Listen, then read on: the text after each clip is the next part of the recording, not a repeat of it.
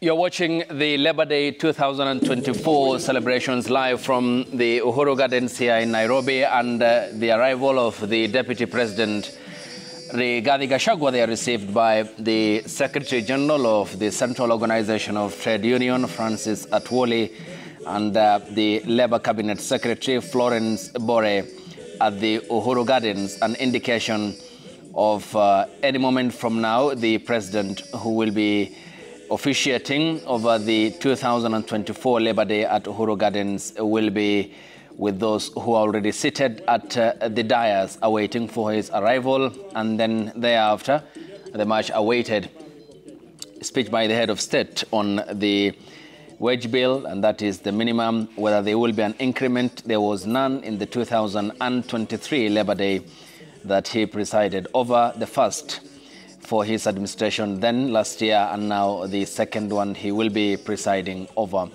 And that is the dais where the head of state will be assuming his seat, and Francis Atwoli, who is standing by to receive the head of state.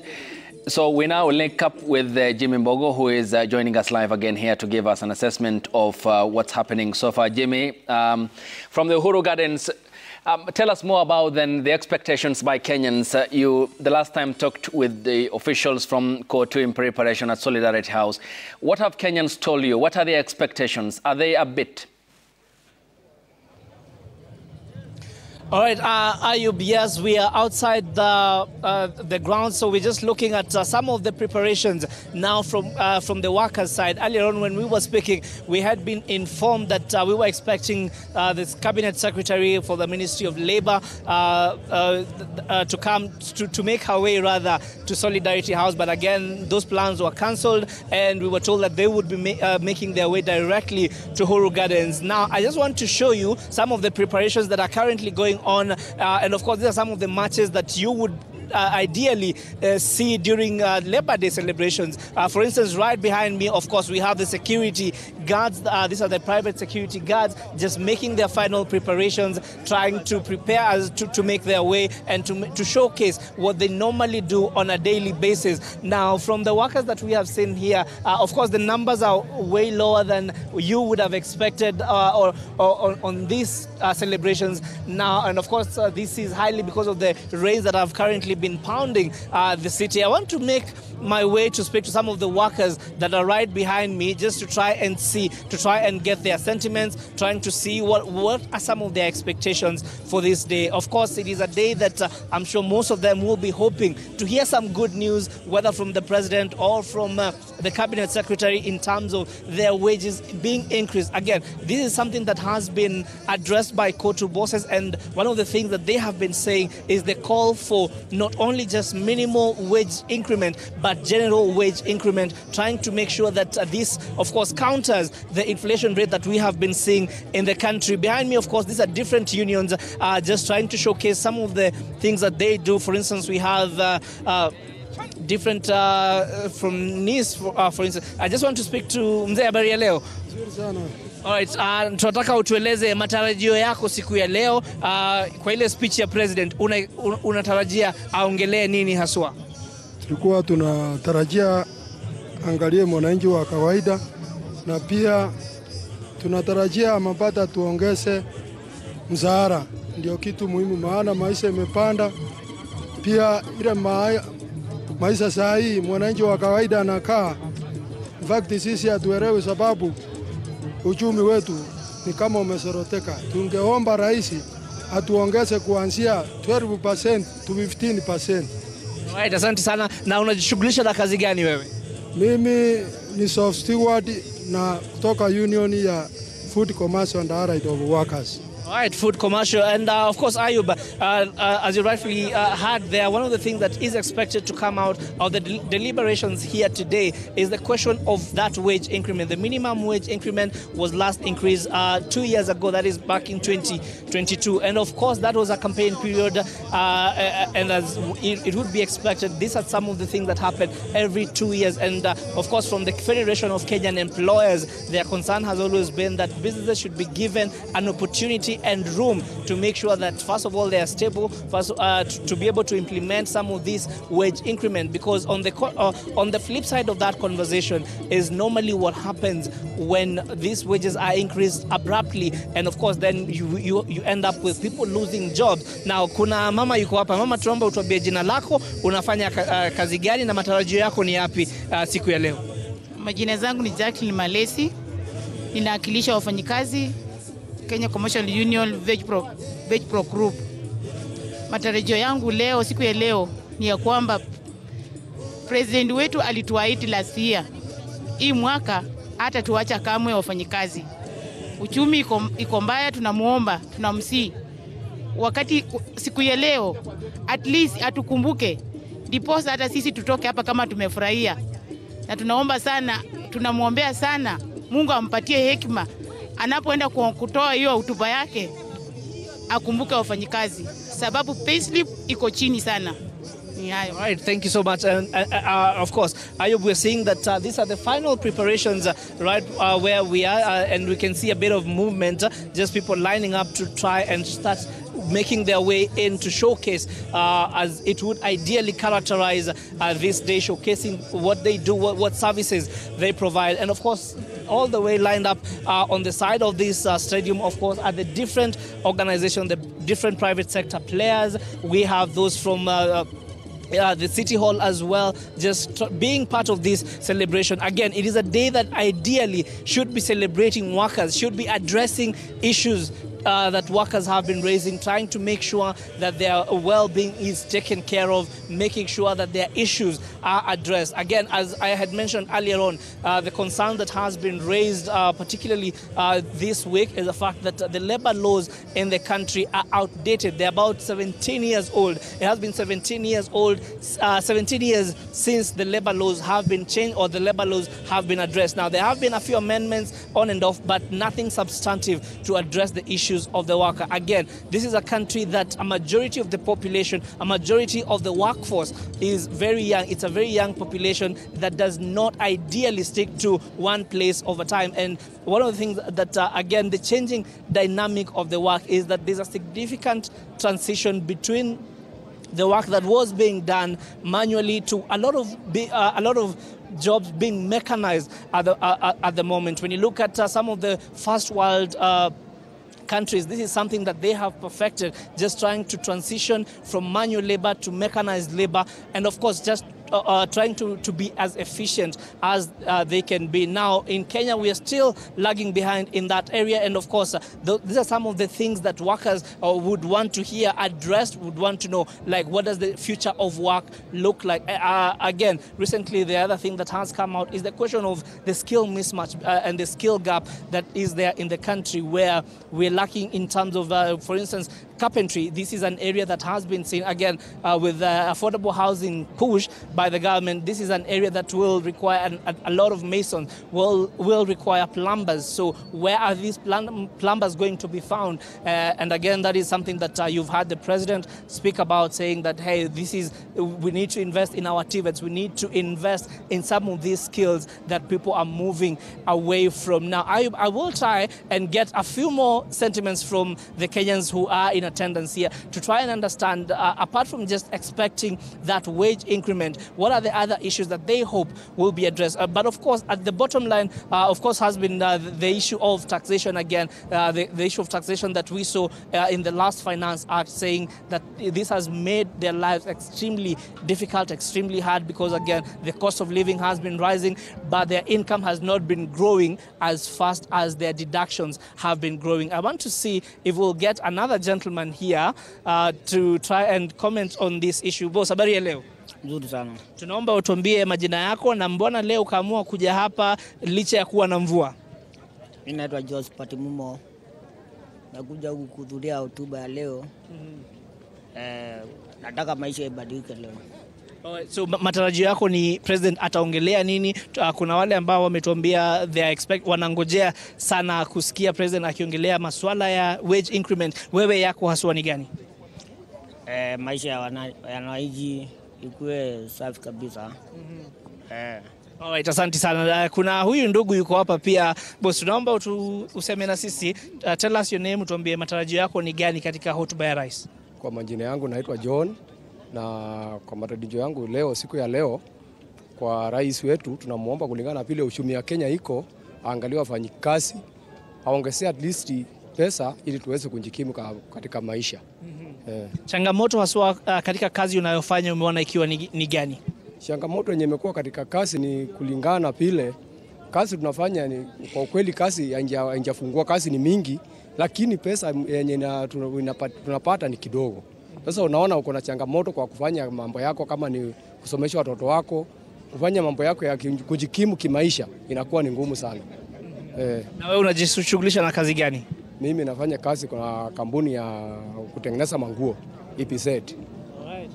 Thank you so much. And of course, Ayub, again, similar sentiments that have been coming from all the Kenyans that we are speaking to, the issue of their wages, trying to make sure that this is looked at. And I'm sure if the president then can be able to look at some of those issues and give them a pay hike, of course, that will be the highlight of this day, just making sure that these issues are addressed, making sure that they go home happy, just having received whatever pay. And of course, to a majority of them, you will find that a significant number of them is within that minimum wage bracket. So just trying to make sure that that is addressed, of course, will make a lot of difference in their daily lives. Back to you, Ayub.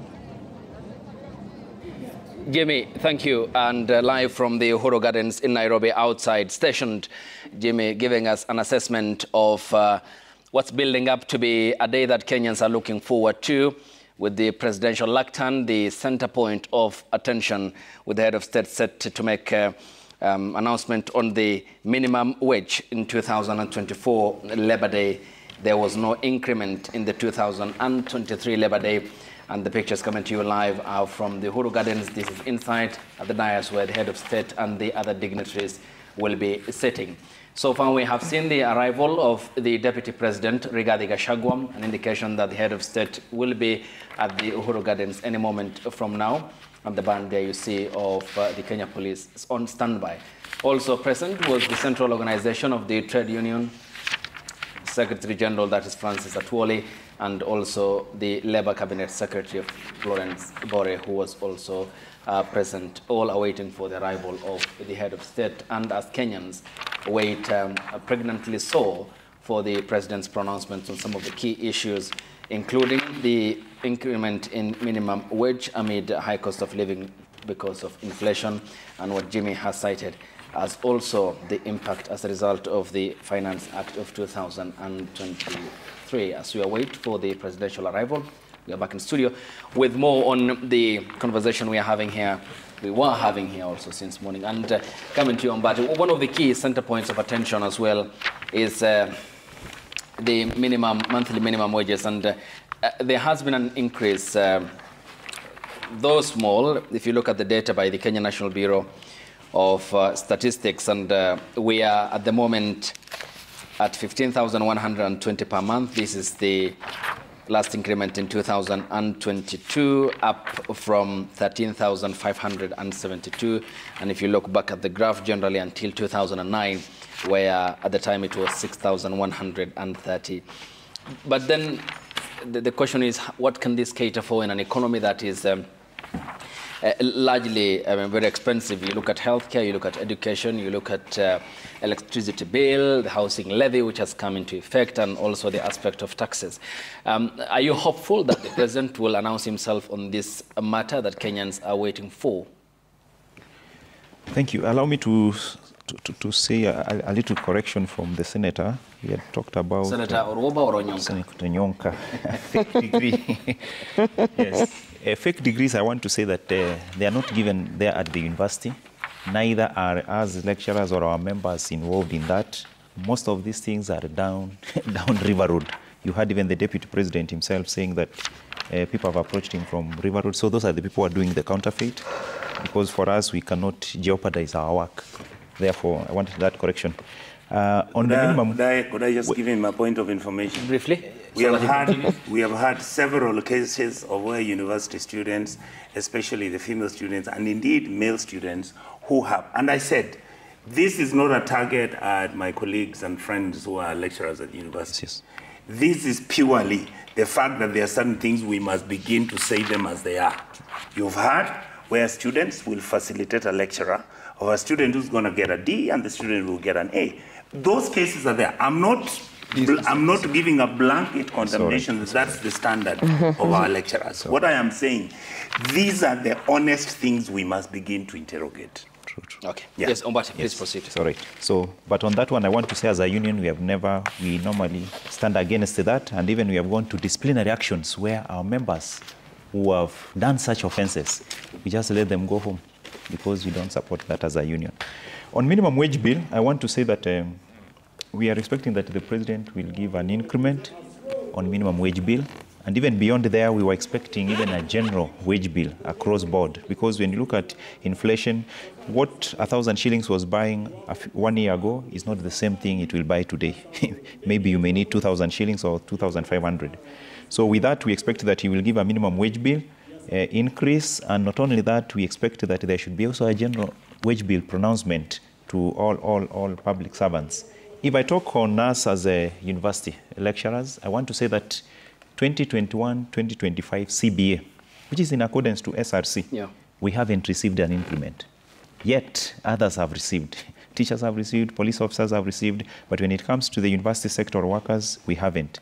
So in other words, what you're saying is that we may be about following doctors if SRC will not be able to pronounce themselves on whether we have an increment. And mark you, this is coming to an end. This CBA cycle of 4 years is coming to an end June 2025. Which is just 1 year ahead. And then we don't have to have those problems. Otherwise, I want to say that today is Labor Day, but unfortunately as workers, we are not very happy because of what is going through, what our workers have gone through, the inflation across board, the cost of living has gone high. We expect that let there be an increment, so that this increment is what will cushion our members, and at the end of the day, they'll be motivated now to be able to be productive at work. Okay. Thank you. Yes, Senator Roba. I want to touch on, because he's my chair of the Kisii delegation in the Senate. Senator Onyonka, also a senator for Kisii, touched on the issues on Kisii. And I feel, with relevance to Labor Day, I feel that some of the things have to be highlighted. You know, the problem that we are having in Kisii County is not a very unique problem. Kisii County has a wage bill rate at 62%. 62% means that when your county allocations are given to you, you are just paying salaries.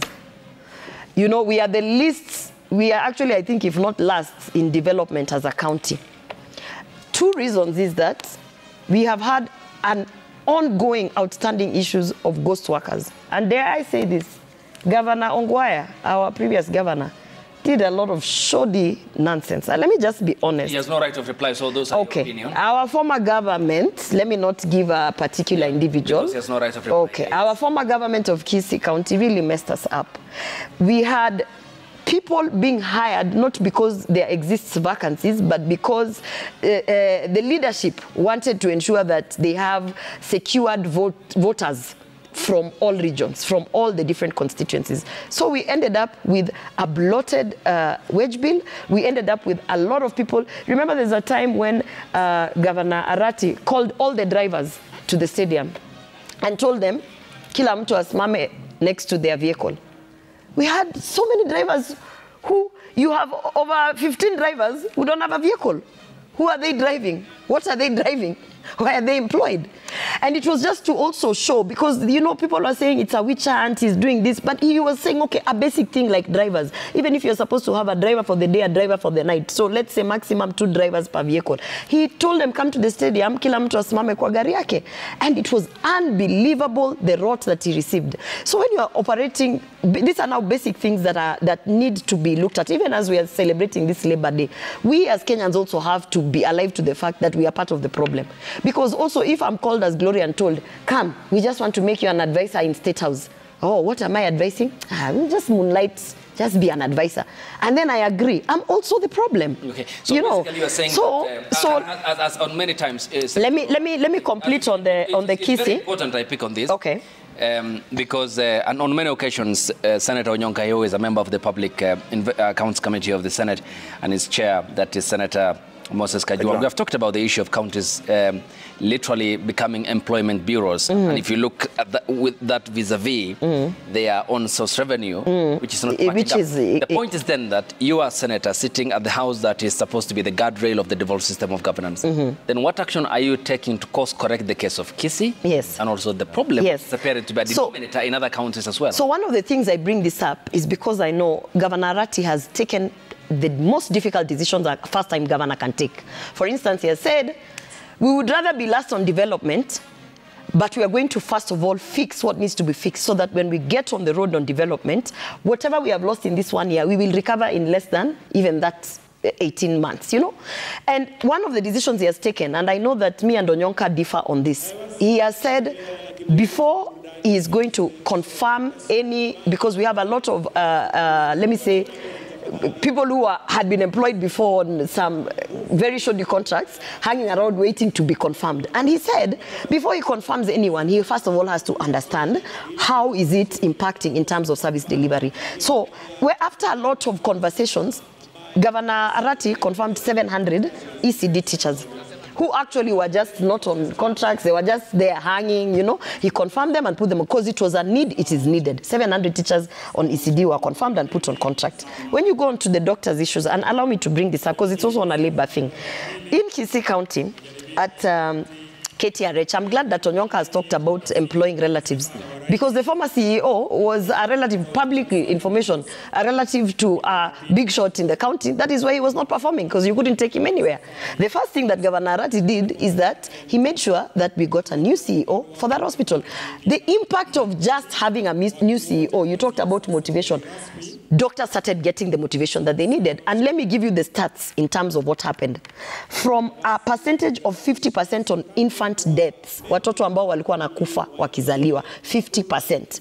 Immediately after the CEO was changed and all those bad cultural practices in terms of work ethics and whatever removed, we moved it to 15%. Right before they went on strike, 15%. Another stat I have to give you, let me just allow me, because I see Onyonka doing. Another stat I have to give you, in every previously in Kisii, we used to lose between 20 to 24 people, just normal deaths. 20 to 24 people used to die out of all sorts of things, including negligence of our medical staff who are not motivated, who are actually not being given the right environment and tools to work with. The moment that change was made, do you know, we have come down to between 6 to 5, 5 to 6, sorry, and that is actually also dependent on what is currently ongoing. So, you know, these are some, when you have to make difficult decisions, you'll be unpopular, but then the impact will be immediate. Thank you. Yes, Senator Onyonka. Whatever that I'm going to say is really going to be with a lot of humility next to my sister here, because everything he has said is not true. Very true. I will tell you. And please, ma'am, allow me. But it is true. I've given you made your point. Yeah. You made your point. Allow me to protect him, and let's have some order. Thank you. Thank you so much. Number one, the percentage workforce that Kisii has vis-a-vis the revenue received is actually at 52%, not 62%. Number two, and I've sent it to you because it's from the Auditor General's report. It's on your phone right now. Number two, Governor Arati came to Kisii and talked about ghost workers. And I told him, I have actually no problem with the issue of ghost workers being raised, because in reality, that is what we did during the campaigns in order for us to be elected. We actually lied during the campaign. Come on. After that, and also the third point I wanted to raise, for my sister to come here and discuss the former governor of Kisii County, who had no reply, who has no reply here, is unconscionable, and it's like me coming here to discuss you. No, I'm discussing. I edited that to. You made your point. Yeah, but I moved it to the previous government. I had you. We had you. Yes. The reason I'm saying that, how I wish my sister can come and she runs through the audit reports of 2020, 21, 22 until the current one. And then she sees what Ongwae was doing and what Governor Simba is doing now. Governor Simba right now, his development expenditure is at 3%. The amount of money that the labor team, the personnel, what the county employees and workers are getting is about 2.3 billion. the amount of money we receive on a yearly basis as revenue, either on-source revenue or revenue that is coming from the national government under the exchequer. Yes, is 14.6 billion. Right now, under the CRF account, the Kisii County has got 4 billion, which is going nowhere. But let him explain. Let him explain why. Come to KTRH. It's not about also Kisii County affairs. So no, okay, let us get out of the Kisii County. Started talking. You're the one who started it. When the government I was talking in relation to labor. Most workers, I told him, do an audit. It's labor day. Bring the list. I will audit it with you because I'm allowed to oversight you. No list came. The only number of people that the governor has picked and sent names to EACC are 146 people. These are employees who used to be with the county councils who didn't need any degree. These are people who are employed for that reason. Okay. Every other individual, even when she criticizes Governor Ongwae was so clever. But you know, we can't talk about Ongwae. Nobody, but you stopped me. Yeah, so you should be gagged on the same. By the county government. Let's leave him out. Let's leave him out. People must be remunerated legally, and we must stop victimizing individuals. Sorry, Ayub, for making. Go to the data she has given on KTRH and what is happening at the hospital in Kisii. It is filthy. We make it a Kisii affair. The place is filthy. The place is not being run, and the governor is aware. The pharmacy system, after strikes. Go and read the after strikes, KTRH was closed. Wrote the other day, right? So look at the report that the Department of Health. KTRH was closed because the doctors are on strike. We have to. Yes. Okay. Let's go that way. But the doctors are on strike. So the hospital is closed. Individuals who cannot come and defend themselves here for their character to be dismatched by anybody else. Thank you. Yes. Okay, and this is in relation to also no personalization of issues here. And I did mention the no right of reply for the former governor, and point made, and it isn't about Kisii County affair, but also what we're discussing in relation to today's Labour Day and the state and welfare of labourers in the country. The live pictures coming to you live from the Uhuru Gardens in Nairobi. The Deputy President Rigathi Gachagua is standing by to receive the President. Also in his company, Nairobi County Governor Johnson Sakaja, Labour CS Florence Bore, and also in her company is the Secretary General of the Central Organization of Trade Unions, Francis Atwoli, and also the Labour Committee Chairperson of the National Assembly, who is also in that line and order, about to receive the head of state, President William Ruto, who is supposed to be officiating today's Labour Day celebrations 2024, with the expectations around the minimum wage and increment, perhaps for many Kenyans who are waiting for his communication on the same, and what appears would be or will make up the president's speech in the course of today's celebrations. And also, the live pictures coming to you from the Uhuru Gardens are that of the Deputy President, Rigathi Gachagua, who is awaiting for the arrival of the head of state, who at the moment will be at the Uhuru Gardens for the 2024 Labour Day celebration, and also in his company, Nairobi County Governor Johnson Sakaja, Labour CS Florence Bore, the Central Organization of Kenya Trade Unions, Francis Atwoli, and also the National Assembly Committee on Labour Chairperson, who is also part of that team that will be receiving the head of state shortly. Ombati, coming to you, and the expectations that we earlier on talked about, and these are coming against the backdrop of calls for minimum increment in the minimum wage, and but there is also this constant messaging from the government on the lack of finances, and with regards to the increment that many have sought, including the voices that were added to that by the Federation of Kenya Employers, FKE, through its executive director, Jacqueline Mugo, who said that the job layoffs are as a result of employers who are unable to cope up with an economy that at the moment is reeling under taxation and also deductions, with the average earnings reducing from 61,000 to 58 now, according to the Kenya National Bureau of Statistics. But will this passionate appeal from the unions get positive response, perhaps, to prophesize from the government today? Okay, to just cut you short, that is the arrival of the head of state, President William Ruto, who is at the Uhuru Gardens to officiate the 2024 Labor Day celebrations. And here is the arrival of the head of state in the official presidential car. And that is the aide camp, cladded in the color of the union, the presidential suit that he has adored and fancied since coming to power. He is received by the Labour CS, Florence Bore, Nairobi County Governor Johnson Sakaja, Secretary General Francis Atwoli, and also the other court officials, and perhaps jokingly talking about the color of the suit there. The chair of the National Assembly's Labour Committee, and also the other court officials who are handshaking the head of state, who has arrived at the Uhuru Gardens 37 minutes past 10 and will be heading to the dais where he will be assuming his seat ahead of his expected address to the nation, and the area MP also, Honorable Jalango, receiving the head of state. And the head of state leads the other delegation to the dais. He is preceded by the aide camp there and members of the presidential security detail, and to assume his seat. And donning the style of the suits that he has fancied since coming to power, and today in the color of Kotu that is also the color today assumed by Francis Atwoli. Yes, we'll be making your final remarks, and I'll be coming to you shortly. Yes, Senator Onyonka. The president needs to pay me.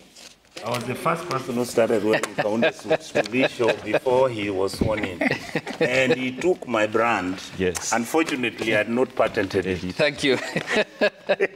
Senators and Mr. Mbati, thank you for your time. Much appreciated. Thank you, Ayub, for having me. Here was valuable, talking about a very pertinent issue about labor. Thank you, both of you. There we go at live from the Uhuru Gardens, the arrival of the head of state, President William Ruto, and standing by for the national anthem and that of the East Africa before proceedings.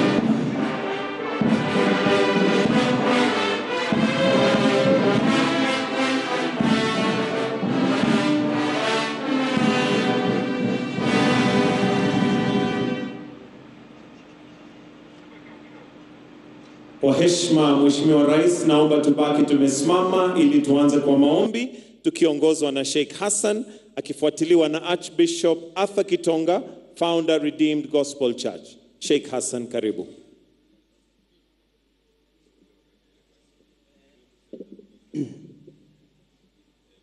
أعوذ بالله من الشيطان الرجيم